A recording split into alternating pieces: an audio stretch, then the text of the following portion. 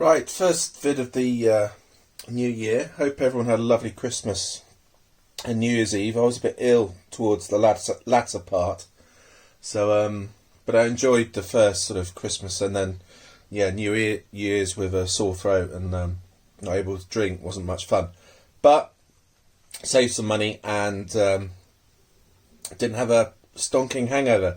It's about the first time I didn't have a hangover in 20 years. But anyway, so we're going to do some OBT rehousing and maybe a feed. I went to get some food today and I forgot the place was shut.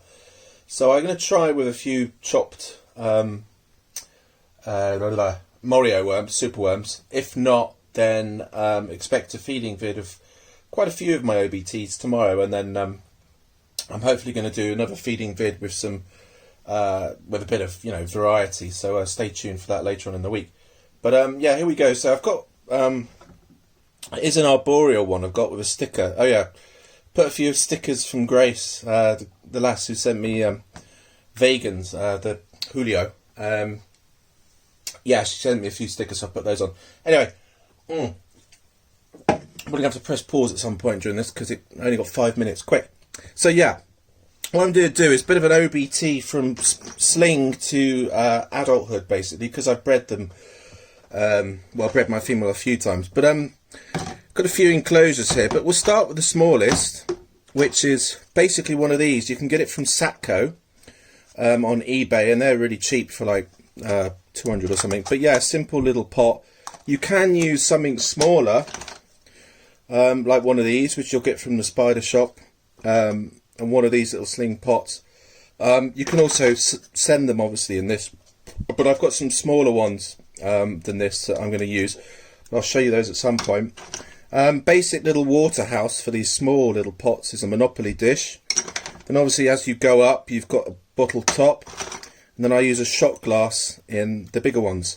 So moving up, I mean, there's a few bits of decoration you can use in here, plastic variety, but I just simply would use a little bit of cut bark in most of the enclosures, and I'm going to show you what I'm going to do in a sec. So yeah, that's that dealt with. So we've gone up to sort of middle size here before they grow sort of reach adulthood. So after they've sort of been probably about 6 months, you can put into here, maybe a bit less actually, because OBTs grow quite quick. Let me think. Let me just press pause.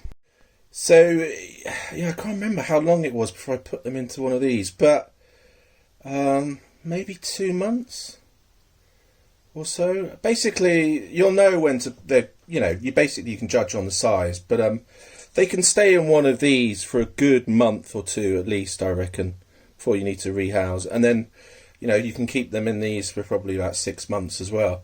Obviously, about a year they start to, or year and a half, they start to grow into adulthood basically. But yeah, you can also use a sort of ice cream pot, which has got barbecue sauce in, or one of these. This will do for a good period of time. So mine, I'm currently rehousing because they're sort of about getting up to about an inch, and you've got two styles you can use.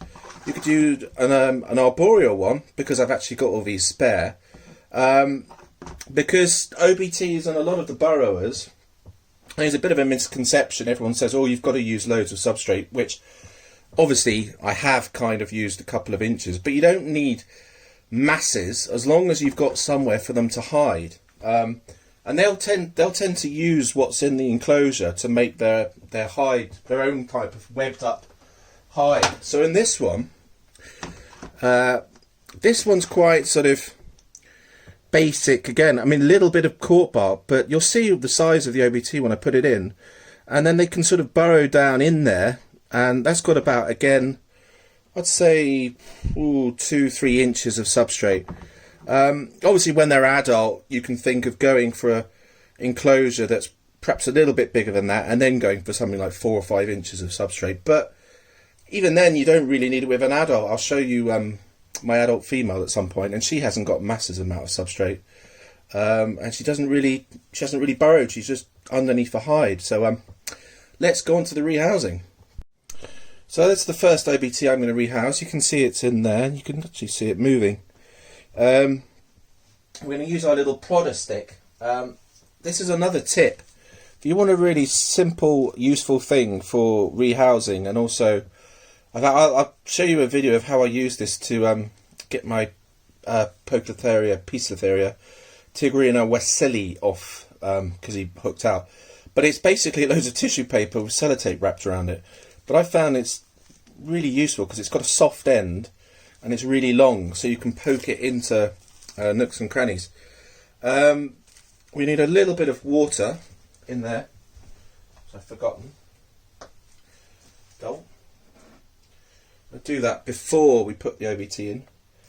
So just a little bit of water. They don't really need too much. But yeah, when you've got a sling, if you haven't got a water dish, I'll give them at least a water down once a week.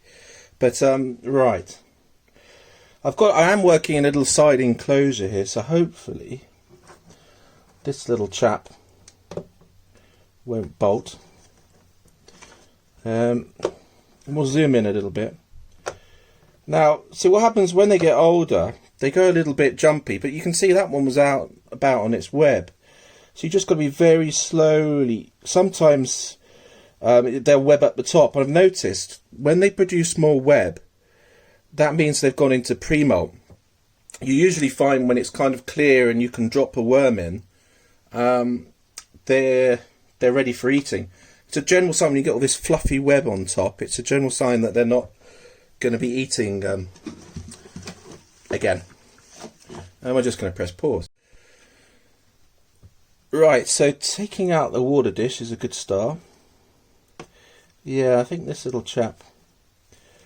So, I mean, when you're rehousing like this, you've got two options. Obviously, you can get the tea out, put it in another pot. But what I tend to do, and this is probably not going to make for the best of videos, and we want to zoom in a little bit, because you're not actually seeing anything, it's just me talking about a box at the moment. We actually do want to see the tea. We don't want any see, right, it's always, so you see all that webbing on the top. I'm just going to lift up. Of course it doesn't want to come up. We have actually taken that up. So I was, if it was attached to the web, I was going to just now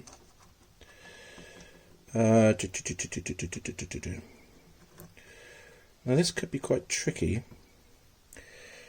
There it's burrowing in. I don't know if you can make that out. Yeah, it's buried in there. So at this stage, I'd be tempted to say put it into another pot, because of course when you tickle it, it's going to run up the side of the enclosure and it could disappear, and then you're chasing after an OBT. But anyway, we're going to press pause quickly again because this damn camera is running out. So I'm going to try. I've got a catch cup here just in case. I'll use my little poker stick, and this could go horribly wrong.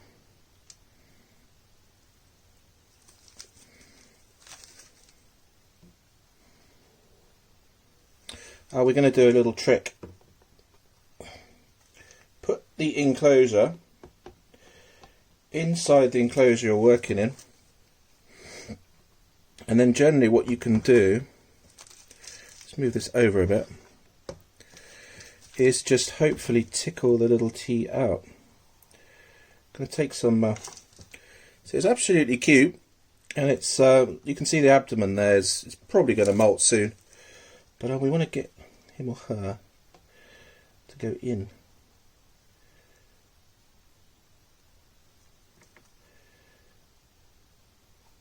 It's been quite well behaved.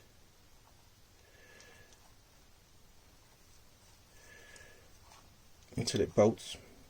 Oh, come on, sweetie. They're being naughty. See, sometimes they just go all kind of defensive, and well, not defensive, but sort of oh, sorry, sweetheart. These tongs aren't the best actually. They've I can't really.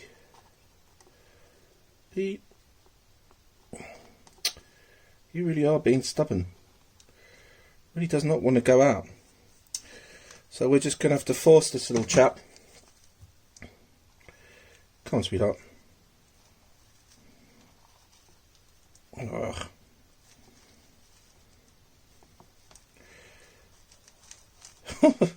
It really does not want to go. Where are my other set of tongs? Maybe I have to use these. Right, come on, sweetie.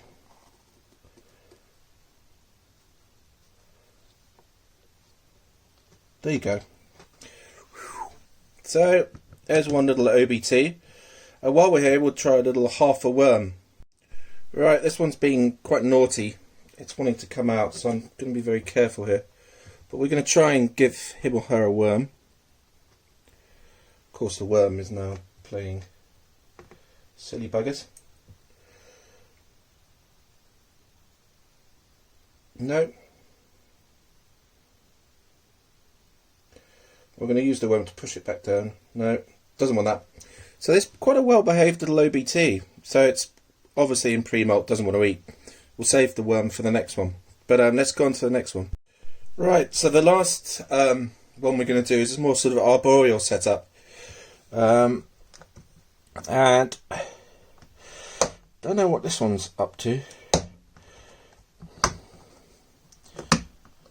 Oh, we've got a molt. So look, there's a molt there, which is kind of cool, nice and yellow. Oh, I can see you. So this one might actually eat. The reason for the two water dishes is one got really webbed up, which is what they can do sometimes.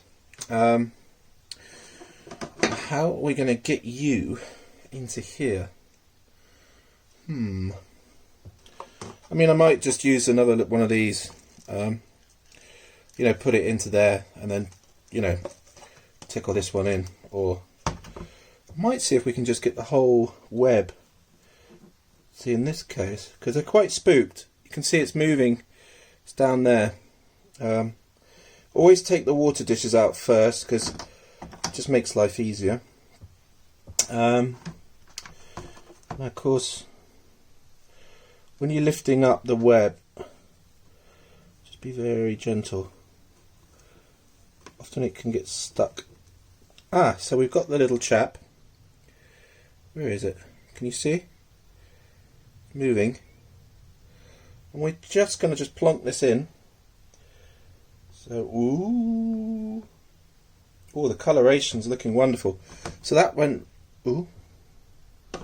Just be very, as you move around OBTs, and it's just general tip for tarantulas in general, is don't breathe on them, and don't, well, obviously they're very sensitive, so sometimes when you shout and so can we get this little chap? Ooh. So it's feeling okay at the moment because it's on its web. I wonder if you can make that out. Can you make that one out? Yeah, it's real. It's a lovely little cutie. Just molted, so hopefully that's in focus. Oy. I'm going to put a little bit of bark in a second, but hopefully we can give this one a worm.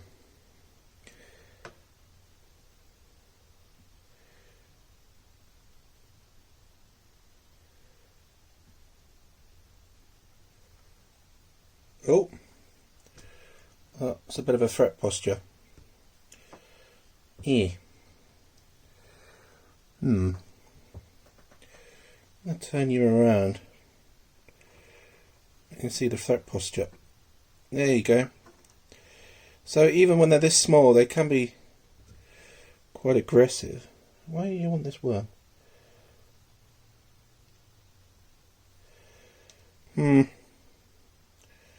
Don't think we're going to get any eatings here. So where's my bit of bark? Here's my bit of bark. So what I'm going to do with this bit of bark is just bung it in like so. It doesn't have to be straight up or anything. It's just acting as an extra hide, so you see it underneath here, which is why I kind of like these arboreal setups a bit more.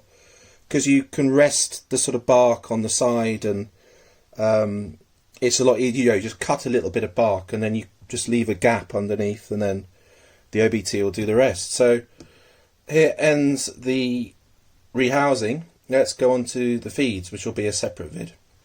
So yeah, feeding vid. Oh, and I've got some other rehouses this week planned as well. So yeah, on to the feeds.